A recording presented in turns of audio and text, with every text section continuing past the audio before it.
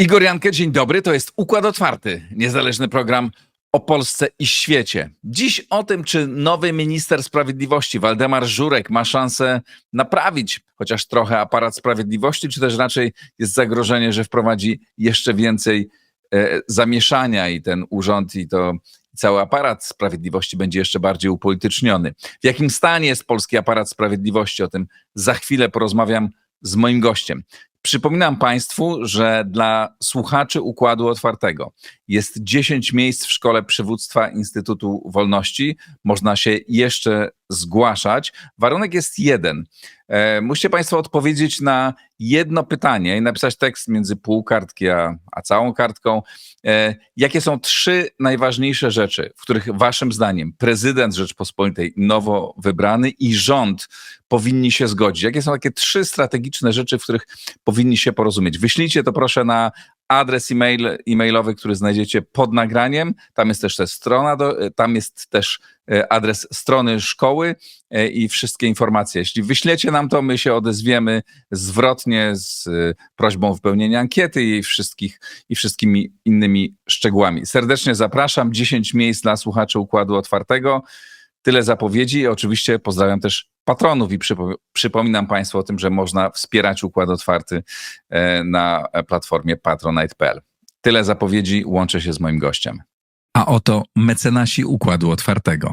Oandate MS Brokers, dom maklerski oferujący możliwość inwestycji w instrumenty z całego świata, w tym fundusze ETF, a także oprocentowanie wolnych środków na rachunku. Kliknij link w opisie. Rosnące koszty IT hamują rozwój Twojej firmy? Z AMZO obniżysz wydatki nawet o 70%, wybierając polizingowy sprzęt IT, sprawdzony, wydajny i gotowy do pracy. Kliknij link w opisie i pobierz specjalną ofertę dla firm.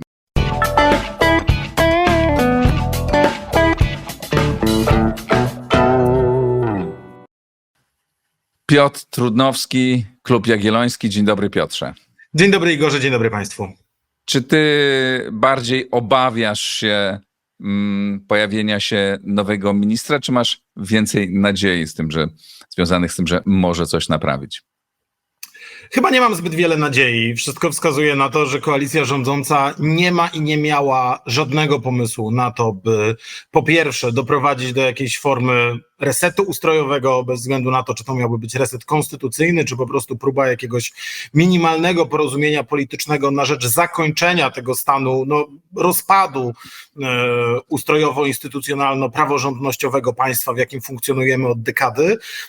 I to jest pierwszy mój problem, że takiego pomysłu nie mieli, ale drugi, równie istotny jest taki, że prawdopodobnie nie mieli żadnego pomysłu, a przynajmniej nie widzieliśmy go na to, by faktycznie uzdrowić sądownictwo w tym wymiarze, który interesuje może nieco mniej komentatorów, publicystów, polityków, mniej w tym wymiarze ustrojowym, bardziej w wymiarze codziennego funkcjonowania wymiaru sprawiedliwości. Tutaj również wydaje się, że niezbędna, potrzebna jest taka kompleksowa reforma, która będzie próbowała to poukładać od nowa, koncentrując się na czymś zupełnie innym niż to, nad czym się koncentrujemy od kilku lat. Nie na wojnie pomiędzy neosędziami a paleosędziami, nie pomiędzy sporami o to, która z instytucji jest prawidłowa, ale na tym, by to sądownictwo po prostu wreszcie zaczęło funkcjonować w taki sposób, by, co najważniejsze, obywatele mieli możliwie duże zaufanie do tego, że w sądzie spotka ich po pierwsze sprawiedliwość, a po drugie uczciwe i sprawne procedury, bo to jest chyba tak naprawdę dla większości Polaków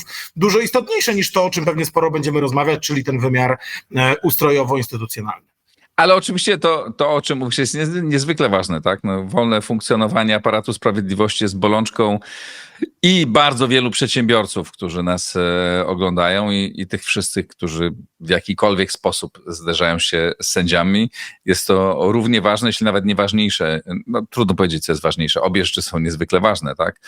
Niż rola ustrojowa, prawdziwa niezależność, bezstronność i skuteczność w działaniach. Premier Donald Tusk podczas pierwszego posiedzenia rządu, zwracając się do swojego zespołu, ale też szczególnie właśnie do nowego ministra, powiedział, że oczekuje, że będzie on szczególnie mocnym prokuratorem generalnym. Co twoim zdaniem to może oznaczać? Nie słyszałem tej wypowiedzi, ale trzeba przyznać, że jest to pewien zaskakujący fikołek, jedną z najważniejszych obietnic i można powiedzieć nawet dokonań w zakresie wymiaru sprawiedliwości.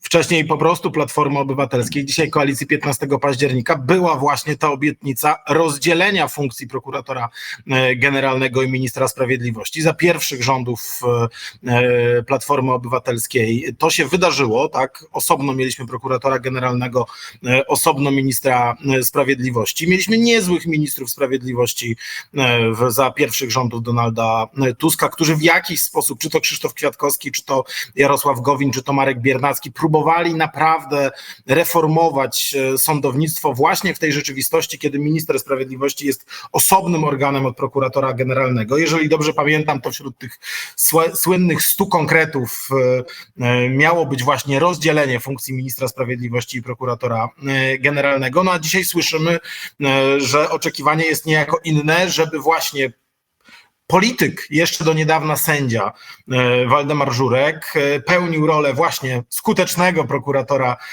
generalnego. O tej obietnicy rozdzielenia tych funkcji tak naprawdę nie słyszymy, a wiemy jednocześnie, że no cóż, biografia, dokonania sędziego Waldemara Żurka raczej wskazują na to, że będzie z jednej strony no właśnie takim symbolicznym, skuteczniejszym, rozumiem, w oczekiwaniach politycznych, w oczekiwaniach samego Donalda Tuska, czy tej najsilniejszej razem grupy elektoratu, właśnie taką żelazną miotłą na działania poprzedników. No i to samo w sobie wydaje się trochę nie w tempo, nie w czas, tak? Bo ja rozumiem te emocje, które towarzyszyły hasłu rozliczeń 2 lata temu, kiedy koalicja 15 października obejmowała władzę, no ale jak widać wiele z tego nie wynikło i dzisiaj wydaje się, że Polacy naprawdę czego innego niż rozliczenia by od wymiaru sprawiedliwości, od ministra sprawiedliwości, od koalicji rządzącej oczekiwali. No ale tutaj jest jeszcze drugi, bo ten wymiar, minister sprawiedliwości Waldemar Żurek jako antyPiS, jako antyziobro, tak? Jako taki symbol radykalnej zmiany z uwagi na fakt, jak głęboko był skonfliktowany. Wiele osób, jego zwolenników mówi, on był represjonowany, on był jedną z tych osób z wymiaru sprawiedliwości, które były symbolem niezawisłości sędziowskiej, która stanęła przeciwko władzy politycznej. No, ja trochę bardziej krytycznie patrzę na to zaangażowanie środowiska sędziowskiego w blokowanie różnego rodzaju reform, które co do zasady oceniam bardzo krytycznie za czasów Prawa i Sprawiedliwości. No jest też ten drugi wymiar właśnie Waldemara Żurka jako przedstawiciela establishmentu sądowego, sądowniczego, tej starej elity prawniczej. No i ja tutaj zwracam uwagę na taką jedną symboliczną kwestię. Postulatem formułowanym przez długie lata była w Polsce reforma oświadczeń majątkowych. Reforma polegająca na tym, by nie tylko politycy, posłowie, ministrowie, nie tylko setki tysięcy ludzi w skali Polski, jak na przykład dyrektorzy żłobków, przedszkoli i szkół w całej Polsce składali jawne oświadczenia majątkowe, ale również by objąć takimi jawnymi oświadczeniami majątkowymi sędziów. Pierwsza próba przeprowadzenia tej reformy działa się za pierwszych rządów Platformy Obywatelskiej. Znakomity projekt w tej sprawie, jedyny kompleksowy w historii III RP, obejmujący nie tylko sędziów, ale cały szereg innych grup, przygotował minister Marek Biernacki za końcowych rządów Platformy Obywatelskiej. Wtedy uruchomiły się te grupy interesu, które mówiły, pod żadnym pozorem oświadczenia majątkowe nie mogą być jawne. I jedną z osób, które przez długie lata oponowały przeciwko tej zmianie, był właśnie Waldemar Żurek, a już w czasach Prawa i Sprawiedliwości, które nie rozwiązało problemu systemowo, ale akurat jawność dla oświadczeń majątkowych sędziów i prokuratorów wprowadziło, wręcz prowadził taką publiczną wojnę najpierw co do tego, że w ogóle nie wolno sędziów obejmować tego typu standardami jawności, jakie obowiązują dyrektora przedszkola, dyrektora żłobka, posła, ministra i tak dalej, bo sędziowie są pewnego rodzaju wyjątkową grupą, ale potem już prowadził zupełnie indywidualną wojnę w sprawie własnego oświadczenia majątkowego, próbując udowodnić, że ono nigdy nie powinno zostać ujawnione. Oczywiście poszukiwacze hipokryzji powiedzą, ale przecież Krystyna Pawłowicz w Trybunale Konstytucyjnym również nie chciała ujawniać swojego oświadczenia majątkowego. Ja się z tym zgadzam, natomiast dokładnie wtedy, kiedy ta dyskusja trwała, pisałem o tym, że to jest właśnie symbol. To zjednoczenie od Waldemara Żurka do Krystyny Pawłowicz, od Ewy Łętowskiej do innych sędziów wywodzących się ze środowiska prawicy, to jest najlepszy dowód na to, że diagnoza nadzwyczajnej kasty jako żywo była prawdziwa, bo okazało się, że przy tak głębokich sporach w tym środowisku nawet tak wydawałoby się cywilizacyjne minimum, jak objęcie władzy. Przypominamy, władza sądownicza jest elementem władzy państwowej i powinna być pod taką kontrolą jak każda inna. Okazywało się czymś nie do przeskoczenia. No ale teraz Waldemar Żurek został ministrem, zrzekł się albo zrzeknie się za chwilę, tak, bycia sędzią, no i będzie musiał złożyć oświadczenie majątkowe, albo już je złożył. No co pokazuje, można powiedzieć, no dobra, no, miał inny pogląd co do sędziów, ale nie chce ukrywać swojego majątku, no bo właśnie decydując się, godząc się na pełnienie tej roli, będzie musiał to zrobić. No trudno sobie wyobrazić, żeby tego nie zrobił teraz jako minister. Tak, oczywiście. Ja nie mówię o tym dlatego, że jakoś pasjonuje mnie majątek Waldemara Żurka i jego osobista sytuacja w tej kwestii. Tak? Bardziej zwracam uwagę na to, jaki sposób myślenia o wymiarze sprawiedliwości, o roli sędziów w demokracji on prezentował. Powiedzmy wprost, sposób myślenia dokładnie odwrotny od tego, które stało u założeń Platformy Obywatelskiej. Jeżeli sobie weźmiemy ten oryginalny z 2005 roku program Platformy Obywatelskiej, ten program pisany przez Jana Rokitę, Stefana Kawalca, program Państwo dla Obywateli, w mojej opinii cały czas jeden z najciekawszych programów politycznych, jakie powstały w Polsce. Tam część dotyczącą wymiaru sprawiedliwości pisał Paweł Dobrowolski, późniejszy na przykład prezes Fundacji Leszka Balcerowicza, czy główny ekonomista Polskiego Funduszu Rozwoju, szczery liberał, taki można powiedzieć inspirujący się amerykańskimi dokonaniami w zakresie tego, w jaki sposób zorganizowana jest władza sądownicza, z bardzo ciekawymi przemyśleniami w tym zakresie. Dokładnie w tym programie Platformy Obywatelskiej, w wypowiedziach również Donalda Tuska historycznych znajdziemy cały szereg słusznych refleksji na temat tego, że w Polsce władza sądownicza miała pewien specyficzny status uchwalony w ramach porozumień okrągłostołowych, który był wówczas potrzebny, ale wynikający z zupełnie innej kalkulacji politycznej. To przecież Jarosław Kaczyński w podstoliku przy okrągłym stole dyskutował niezawisłość sędziowską dlatego, że nie wierzył w polityczne zwycięstwo strony solidarnościowej i liczył na to, że sędziowie będą specyficzną grupą, która będzie jakoś wspierała te demokratyczne przemiany. Natomiast to się zdezaktualizowało na początku lat 90., a ten status dotyczący Krajowej Rady Sądownictwa, tego wsobnego chowu prawników w Polsce, on trwał przez całą III RP, został utrzymany w Konstytucji i właśnie kiedy powstawała Platforma Obywatelska, te poglądy dotyczące na przykład tego, że sposób wyboru Krajowej Rady Sądownictwa jest niewłaściwy, zbyt wsobny, ograniczony wyłącznie do sędziów, formułowało wówczas nie Prawo i Sprawiedliwość, ale właśnie środowisko Platformy Obywatelskiej w tym programie, o którym wspomniałem, cytując ludzi takich jak na przykład Andrzej Rzepliński. To jest jedna z, można powiedzieć, takich podstaw tego sporu, który obserwujemy od 2015 roku, czyli tego zastanawiania się nad tym, na czym właściwie ten trójpodział władzy w Polsce ma polegać. I nie mam wątpliwości, że wbrew temu, co przez lata Platforma Obywatelska, nawet za pierwszych rządów Donalda Tuska prezentowała, dzisiaj zdecydowanie bliżej jest do tego stanowiska, dla którego moim zdaniem Waldemar Żurek jest symbolicznym przykładem, czyli właśnie takiego stanowiska przede wszystkim bronimy przywilejów sędziowskich, a wszystkie inne kwestie wydają się drugorzędne. Czego twoim zdaniem możemy się spodziewać teraz po ministrze Waldemarze Żurku?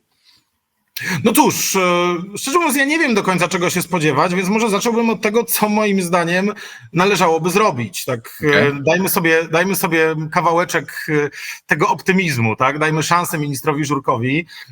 Z bardzo prostego powodu minister Żurek będzie funkcjonował w relacji z również nowo wybranym prezydentem Karolem Nawrockim. Do końca tej kadencji pozostały 2 lata. roztropny minister sprawiedliwości reprezentujący tę koalicję, z którą mamy dzisiaj do czynienia, powinien zrobić wszystko, by spróbować zbudować potencjał do jakiegokolwiek minimalnego porozumienia z Karolem Nawrockim, po to, by jakiekolwiek ustawy w zakresie organizacji sądownictwa, czy wyjścia z tych wszystkich kłopotów, które mamy z Trybunałem Konstytucyjnym, Sądem Najwyższym, ustrojem sądów powszechnych, KRS-em i tak dalej, spróbować przeprowadzić, zanim dojdzie do zmiany władzy, wysoce prawdopodobnej, jak sądzę, zmiany władzy w roku 2027. Pamiętajmy o tym, że Karol Nawrocki zapowiedział, że w ciągu kilku miesięcy od objęcia urzędu on przedstawi swoje propozycje, a jeżeli te propozycje w tym dokładnie zakresie, jeżeli one nie spotkają się z zainteresowaniem rządzących albo rządzący nie przedstawią swoich konkretnych pomysłów, to on zamierza na początku 2026 roku, to jest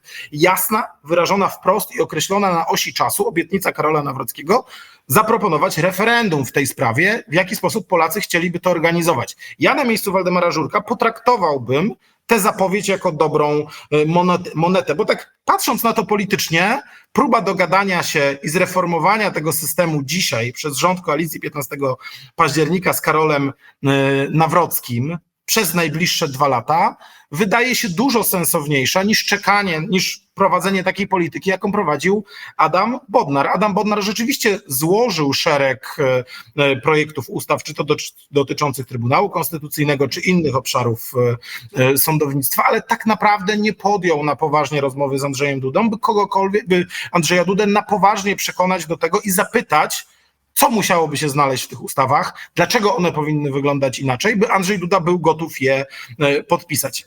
Możemy powiedzieć, że pod pewnym względem Waldemar Żurek, mimo że znaną postacią publiczną, tak, no bo był aktywny publicznie, ale był aktywny w zupełnie innej roli. Tak? Teraz jako minister jest w zupełnie innej sytuacji, zwłaszcza, że zrzekł się swojego stanu poprzedniego.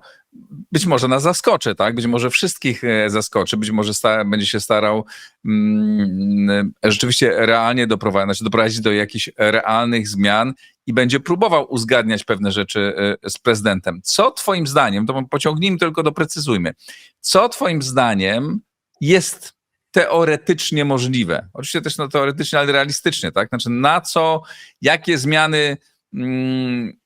na jakie zmiany obie strony mogłyby się zgodzić, gdyby Waldemar Żurek zdecydował się być ministrem reformatorem, a nie tym ministrem, który zajmuje się rozliczaniem poprzedników, co przecież teoretycznie może robić jedno i drugie.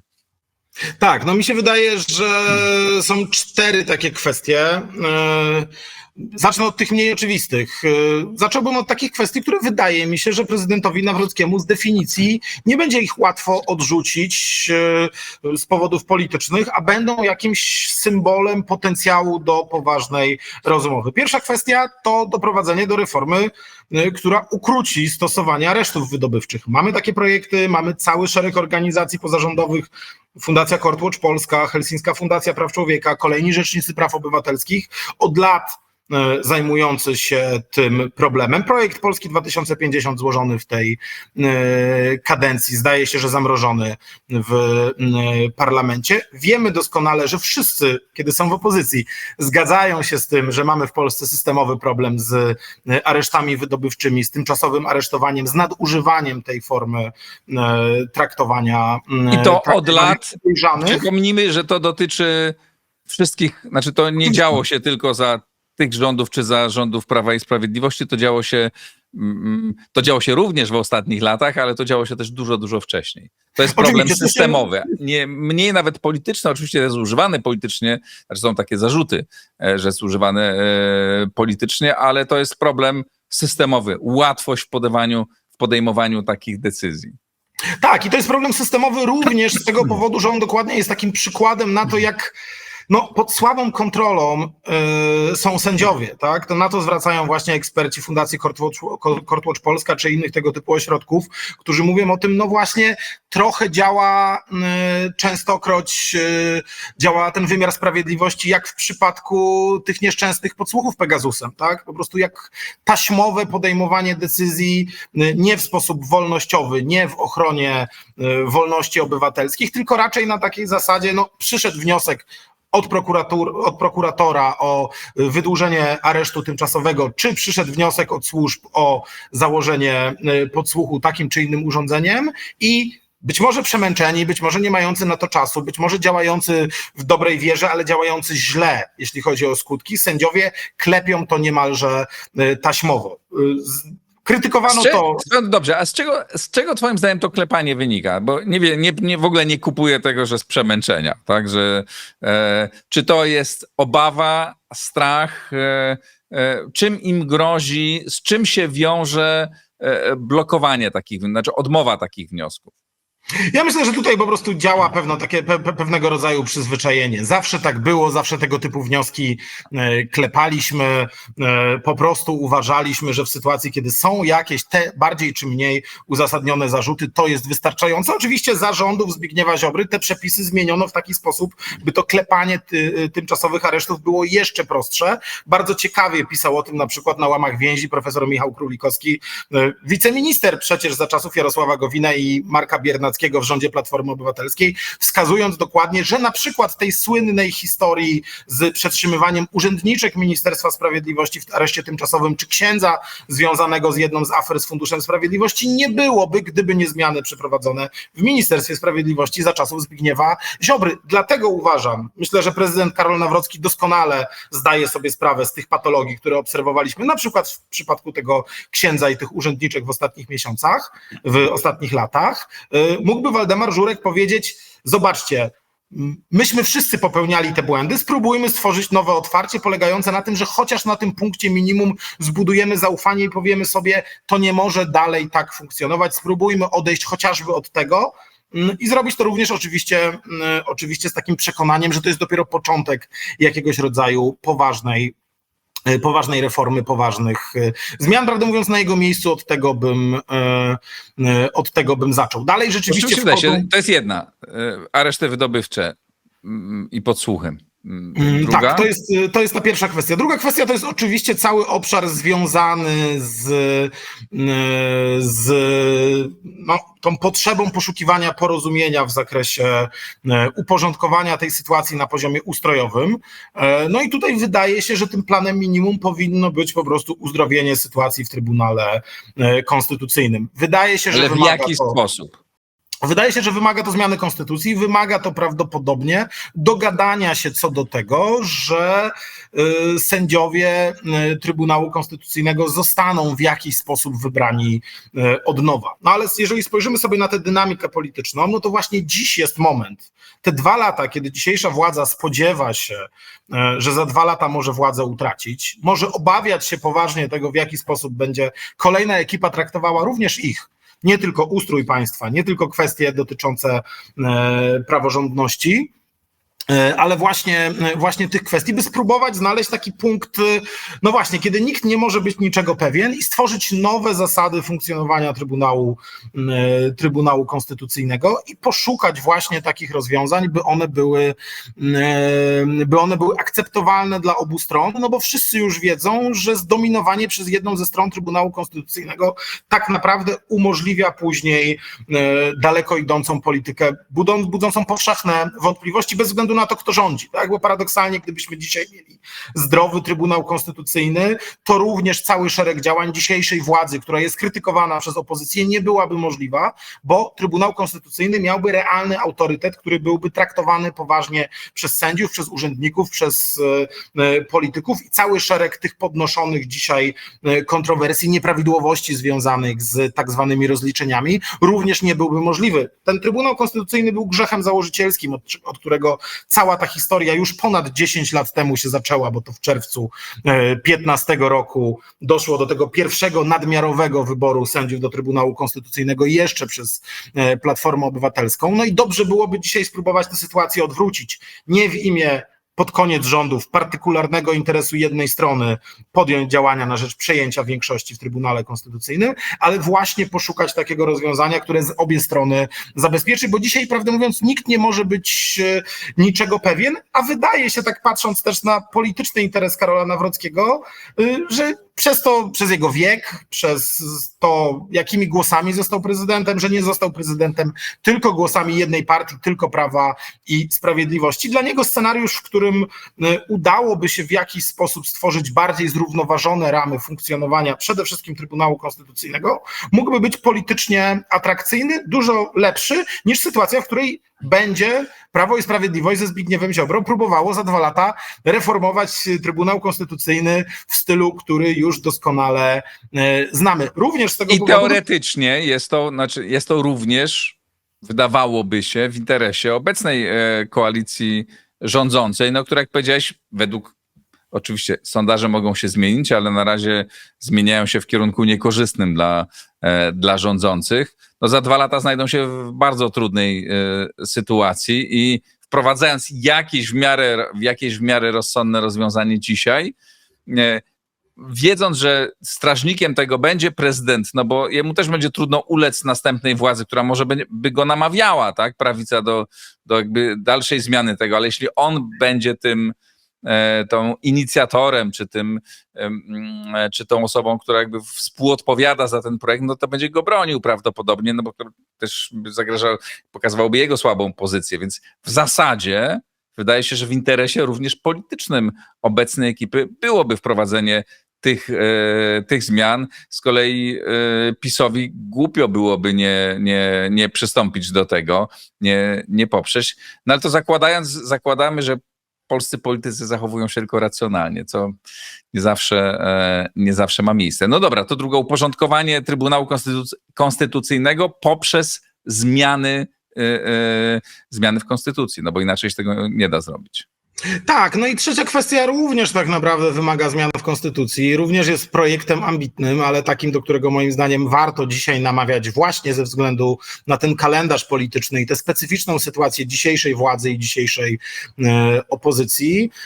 To znaczy próba zagwarantowania tego w polskim systemie ustrojowym, by kwestie właśnie takie związane z Sądem Najwyższym, Trybunałem Konstytucyjnym, ustrojem sądów powszechnych, być może najważniejszymi kodeksami i również zasadami politycznej gry, czyli na przykład kodeksem wyborczym, były nieco inaczej niż dotąd regulowane. Dzisiaj, przypomnijmy, w tych wszystkich najważniejszych kwestiach wystarczy osiągnąć zwykłą parlamentarną większość, by móc zrobić to, co się chce. Prawo i Sprawiedliwość doprowadziło do głębokiej destrukcji systemu wymiaru sprawiedliwości, ale robiło to dlatego, że mogło zgodnie z prawem zmieniać ustawy, bo miało prezydenta, który je podpisywał. Dzisiejsza władza tego potencjału nie miała, bo nie chciała prowadzić tych negocjacji z prezydentem. Ja uważam, że to jest doskonały moment, by zaproponować, skoro prezydent już zapowiedział, że myśli o wariancie ustrojowym, konstytucyjnym, referendalnym, zaproponować, by te najważniejsze kwestie były na wzór takich państw jak Francja, Hiszpania, Portugalia, cały szereg państw zachodnich, regulowane w specyficzny sposób tak zwanymi ustawami organicznymi czy ustawami konstytucyjnymi, takimi ustawami, których zmiana wymaga 3/5 większości głosów. To jest rzecz, która mogłaby być szansą na to, że tak naprawdę zmieniając po pierwsze Trybunał Konstytucyjny, a po drugie sposób uchwalania tego typu ustaw, obie strony byłyby niejako zabezpieczone przed przesadnie daleko idącymi ambicjami swoich politycznych przeciwników do tego, by wykorzystywać aparat sądowniczy, prokuratorski, szeroko rozumiany wymiar sprawiedliwości do prześladowania przeciwników politycznych, bo to jest chyba ten najważniejszy strach, który dzisiaj po obu stronach mamy. I wreszcie czwarta kwestia, może jeszcze wrócimy za chwilę do takich regulacji uchwalania ustaw większością większą niż zwykła sejmowa, ale czwarta kwestia, o której należy powiedzieć jeszcze, to pewnie również ta kwestia właśnie związana z rozdzieleniem funkcji ministra sprawiedliwości i prokuratora generalnego. Jeżeli chciałby Waldemar Żurek zbudować zaufanie do siebie, również właśnie u prezydenta Nawrockiego, również po drugiej stronie, to powinien powiedzieć: słuchajcie, naprawdę, jeżeli obawiacie się tego, że ja przyszedłem do Ministerstwa Sprawiedliwości nie po to, by reformować sądownictwo, ale po to, by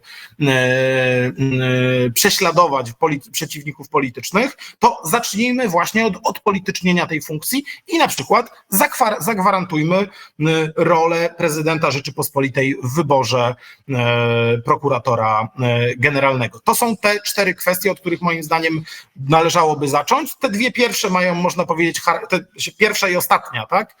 Czyli areszty tymczasowe i rozdzielenie funkcji, można powiedzieć, taki symboliczny charakter zwykłych zmian ustawowych, które mogłyby zbudować to minimum zaufania, które pozwoliłoby rozmawiać dzisiejszemu rządowi z przyszłym za chwilkę prezydentem elektem na temat tego, że jest możliwość współpracy na rzecz tego, by tę gorszącą, trwającą od dekady i po prostu osłabiającą państwo polskie wojnę spróbować zakończyć, zanim wejdziemy w kolejne okrążenie tego smutnego, myślę, z perspektywy większości obywateli spektaklu rozliczeń, bo to nie chodzi o to, że Polacy są przeciwko rozliczeniom polityków. Oczywiście, że są za, ale myślę, że woleliby, żeby te rozliczenia działy się w sposób, który nie budzi niczyich wątpliwości i dzieją się obok tych zmian, których oczekują przede wszystkim.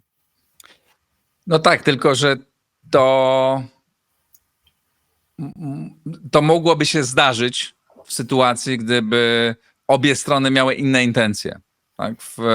Ani w interesie Jarosława Kaczyńskiego, ani dzisiaj w interesie Donalda Tuska nie jest wygaszanie tej wojny. Jasno wynika z jego wypowiedzi, że również ta rekonstrukcja, prawda, i wzmocnienie, no takie na razie teoretyczne wzmocnienie wizerunkowe rządu, taka większa konsolidacja w obrębie koalicji rządzącej służyć ma ostrej walce, przygotowaniu na obecność nowego, pewnie aktywnego prezydenta i toczeniu z nim ostrych sporów. I ta wypowiedź, którą przytoczyłem na samym początku, która też mnie bardzo uderzyła, bo to było to pierwsze takie posiedzenie rządu. Donald Tusk ma taki zwyczaj, także często na początku, jak Donald Trump, tak, zaprasza kamery i opowiada, mówi do swoich członków gabinetu, ale tak naprawdę mówi do opinii publicznej i jasno powiedział, tak, że Polsce dzisiaj jest potrzebny silny prokurator generalny. Znaczy, trudno sobie wyobrazić, żeby z tego nagle zrezygnował, zwłaszcza, że jakby chce użyć tego narzędzia. No właśnie pytanie do czego? Czy twoim zdaniem nowy minister sprawiedliwości jest w stanie jeszcze mocniej nacisnąć pedał gazu w tej maszynie rozliczeniowej? Tak, w twoim pytaniu były 2 kwestie. Pierwsza tyczyła się tego, no właśnie, tej sytuacji politycznej obu stron, tego, co im się opłaca, co im się nie opłaca. Ja naprawdę nie jestem przekonany do tego, czy tak, gdyby na to spojrzeć na chłodno, to czy Donaldowi Tuskowi naprawdę opłaca się dzisiaj eskalowanie tej historii o rozliczeniach. To znaczy, wydaje mi się, że nawet na tym jednym ze swoich, pierwszym po długiej przerwie spotkań z wyborcami, on wprost mówił o tym, jeżeli my kolejnych wyborów nie wygramy, to ja zapłacę za to najwyższą cenę, co było chyba takim sygnałem, że ta myśl o tym, że rozliczenia kolejnej władzy mogą być bardzo bolesne dla dzisiaj rządzących, prowadzone przez kolejną władzę, jeżeli nie przerwiemy tego chocholego tańca, no, że to jest coś destrukcyjnego w ogóle dla takich fundamentów zaufania w polityce pomiędzy Polakami przede wszystkim, mniej pomiędzy politykami, ale pomiędzy Polakami po prostu, bo zawsze ten moment, kiedy głównym paliwem politycznym staje się zemsta jest po prostu niebezpieczne, więc prawdę mówiąc, gdybym ja był Donaldem Tuskiem, to bym się dzisiaj poważnie zastanawiał nad tym, czy nie dałoby się jednak z tej retoryki rozliczeń jakoś inteligentnie wycofać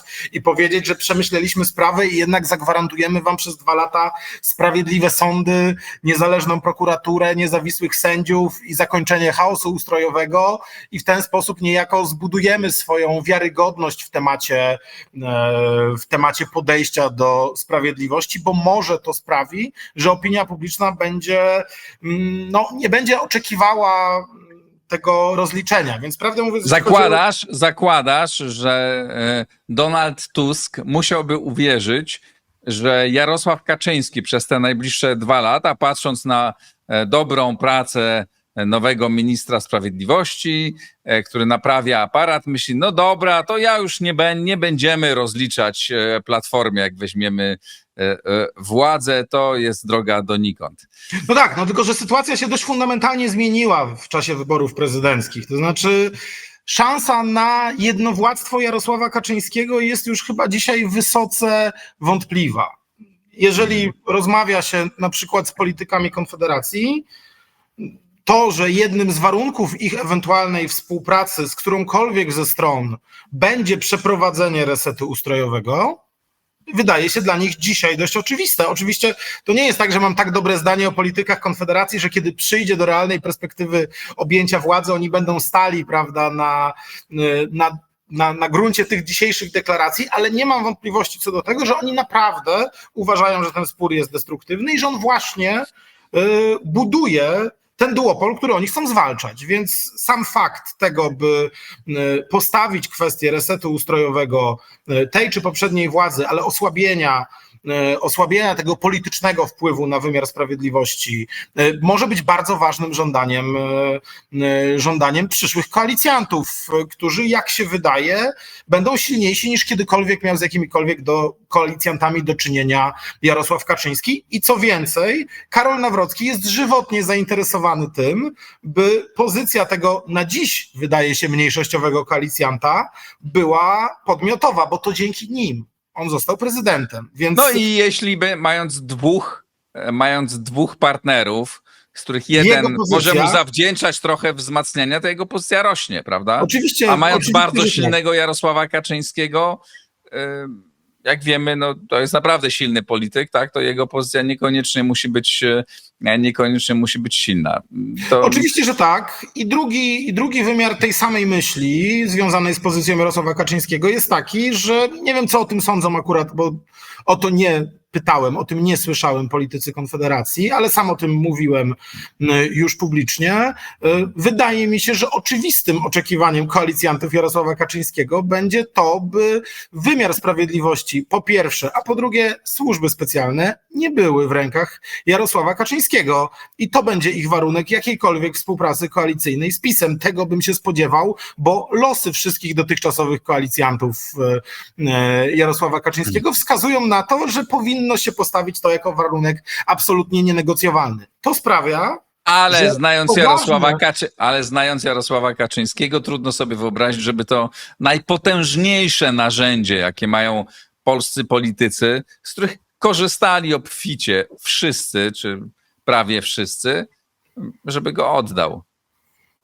No tak, tylko że faktycznie jesteśmy w rzeczywistości, w której obie strony już doskonale wiedzą, jak to jest destrukcyjne. Obie strony już w jakimś sensie były ofiarami tego upolitycznienia w dużo większej, w ciągu ostatniej dekady, na dużo większą skalę niż kiedykolwiek wcześniej i wszyscy wiedzą, że to jest równanie w dół, że z kadencji na kadencję jest coraz gorzej i nie wiadomo, co się wydarzy po kolejnej zmianie, więc dla obu stron to może być dokładnie ten moment, by wypić tę szklankę zimnej wody i stwierdzić, jeśli nie teraz, to nigdy, bo kolejnym razem już może być za późno na to, by spróbować te relacje pomiędzy nami jakkolwiek ucywilizować. A jak powiedziałem, ogólna dynamika na scenie politycznej po wyborach prezydenckich wydaje się właśnie sprzyjać temu, by ułożyć to niejako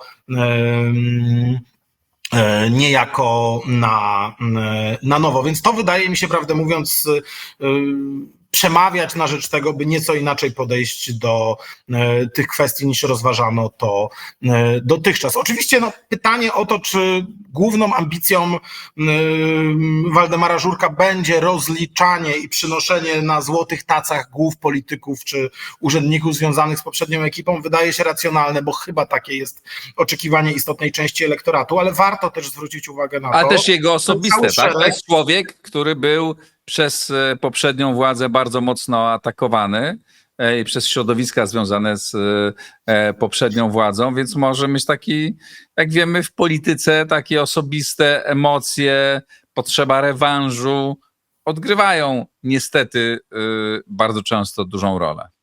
No tak, no tylko, że też coś się, i tutaj trochę staram się z pewną nutą optymizmu znów spojrzeć na tę sytuację. Z jednej strony wiemy o tym, że przez 2 lata te rozliczenia nie przyniosły tego, co miały przynieść. Ani w wymiarze dowiezionych spraw, ani w wymiarze politycznym. To nie jest tak, że paliwo rozliczeniowe okazało się politycznym złotem. Raczej wprost przeciwnie. To mi też się tak wydaje, Piotrek, ale ale mam takie przeczucie, że Donaldowi Tuskowi się tak nie wydaje. Znaczy, że mi się wydaje, że dobra, to nie zagrało, ale nie zagrało, bo myśmy to źle robili. Teraz robimy to naprawdę mocniej. Sytuacja jest na tyle zła, że musimy doprowadzić do jeszcze większych igrzysk, do jeszcze większego ognia, po to, żeby wywrócić jak najbardziej status quo.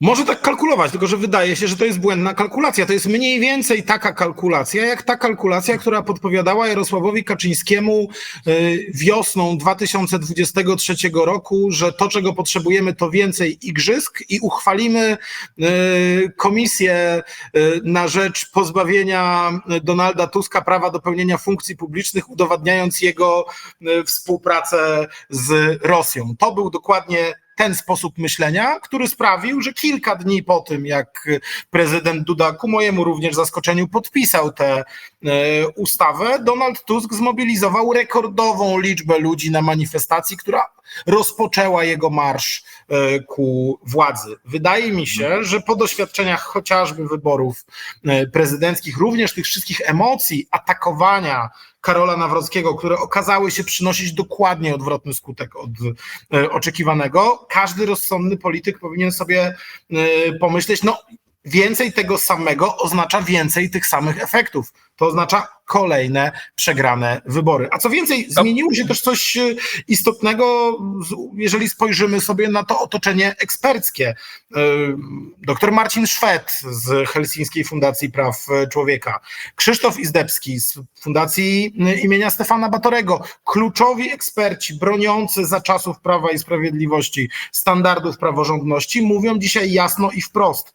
Więcej rozliczeń czy szybsze rozliczenia nie da się tego zrobić, szanując zasady praworządności i demokracji. Nie da się tego zrobić inaczej niż poszukując jakiegoś kompromisu. Wcześniej ale Donald Tusk nie mówi...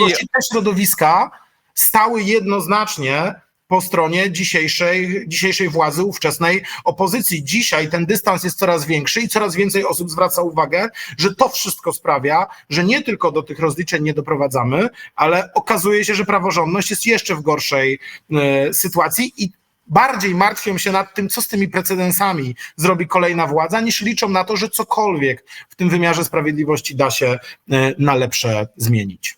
Ale ty widzisz jakieś sygnały tego, żeby Donald Tusk słuchał tych głosów, znaczy żeby one go przekonywały i żeby odszedł od tej idei demokracji walczącej, czyli najpierw musimy trochę przymknąć oko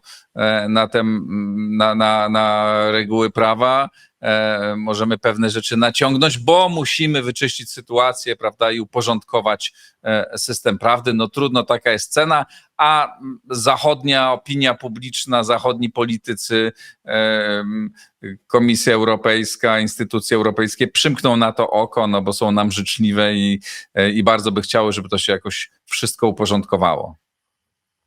Mi się wydaje, że tak naprawdę dzisiaj nikt nie wie, co naprawdę w większości spraw sądzi Donald Tusk. Najlepszym tego przykładem jest ta dyskusja o wyborach, ich uznawaniu, nieuznawaniu, ponownym przeliczaniu głosów. Donald Tusk regularnie wygłaszał sprzeczne stanowiska w tej sprawie. Najpierw mówił o tym, że należy uznawać wybory. Współpracował dużo z Szymonem Hołownią, który bardzo lubił wygłaszać sprzeczne stanowiska, to trochę przeszło na niego. Tak, ale ewidentnie było tak, że tam nie było jasnego sygnału, bo z jednej strony Donald Tusk oczekiwał, pisał tweety o tym, że on by się chciał dowiedzieć, jakie są te prawdziwe wyniki wyborów. Zadaniował, jak sądzę, Adama Bodnara, by doprowadzić do tego ponownego przeliczenia głosów, przynajmniej w części komisji, które okazało się ostateczną kompromitacją całej tej narracji o sfałszowanych wyborach. No i znowu na końcu tego całego spektaklu Donald Tusk wychodzi do swoich zwolenników, wychodzi właściwie na swój wiec polityczny i musi swojemu zapleczu politycznemu tłumaczyć, że nie chce żyć w kraju, w którym to policja przelicza głosy, ale mówi też o tym, że przecież innego Sądu Najwyższego niż ten, który zgodnie z konstytucją zdecydował o ważności tych wyborów, w Polsce nie ma. No to jest przykład na to, jak nie konsekwentne jest stanowisko rządzących w wielu tych kwestiach praworządnościowych, wbrew tej opowieści o tym, że to jest wszystko oczywiste i jednoznaczne, wiemy, co z tym zrobić, jak należy działać,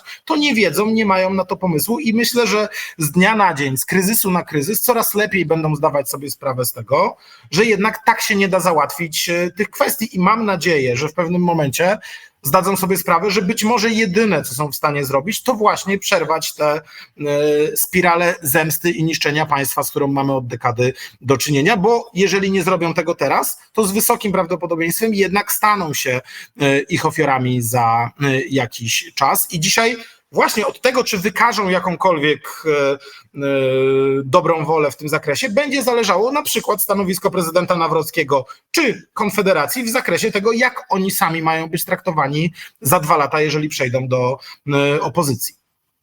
I niech to będzie optymistyczną puentą. Proszę Państwa, szkoła przywództwa, o której ja tu często wspominam, właśnie jest po to, żebyśmy mieli normalne państwo, żeby dostarczyć na rynek ludzi, przedsiębiorców, menedżerów, ludzi z administracji, ludzi, którzy będą funkcjonować również w aparacie sprawiedliwości i budować normalne, stabilne państwo.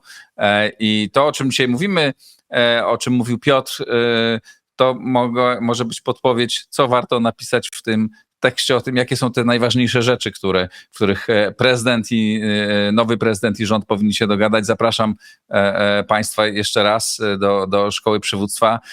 Piotrze, bardzo serdecznie Ci dziękuję. Dziękuję bardzo. Piotr Trudnowski, Klub Jagielloński, zacna instytucja. Dzięki serdeczne, Piotrze. I to wszystko w tym odcinku. Serdecznie namawiam Państwa do komentowania, do subskrybowania. Możecie to zrobić i wtedy będziecie otrzymywać wszystkie informacje o moim programie. Jeśli chcielibyście dołączyć do grona patronów i współtworzyć Układ Otwarty, zapraszam na mój profil w serwisie patronite.pl. Wszystkim patronom jestem niezwykle wdzięczny. Dziękuję bardzo. Do następnego razu.